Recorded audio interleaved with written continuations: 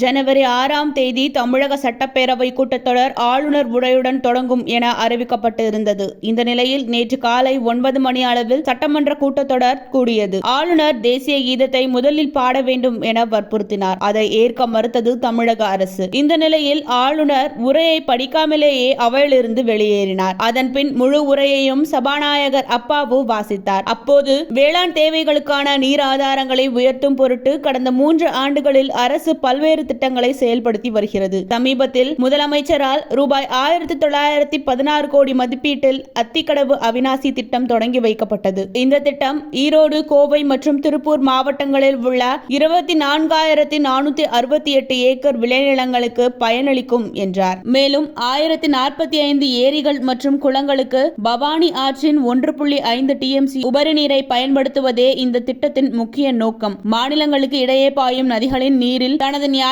பங்கை பெறுவதற்கு தேவையான அனைத்து நடவடிக்கைகளையும் மாநில அரசு எடுத்து வருகிறது. இந்த நிலையில் காவிரியின் குறுக்கே மேகதாடுவில் அணை கட்டப்படுவதை தடுப்பதற்கான அனைத்து முயற்சிகளையும் தமிழக அரசு தொடர்ந்து மேற்கொள்ளும் என்றார்.